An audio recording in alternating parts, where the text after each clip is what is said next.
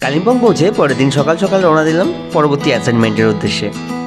লোকেশনে পৌঁছে আমাদের সবার আগে ব্রেকফাস্ট করে নিতে হয়। সেদিনের ব্রেকফাস্টে ছিল ফ্রাইড রাইস। অনেকক্ষণ অপেক্ষা করার পরে অবশেষে ব্রাইড আর গ্রুম এসে পৌঁছালো।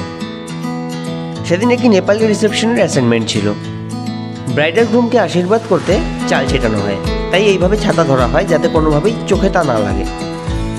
ব্রাইডাল গ্রুমের পরিবারের জন্য থাকে ছোট ছোট গিফট। দুই পরিবারের সদস্যরা পরস্পরকে খাদা পরিয়ে সম্মানিত করেন।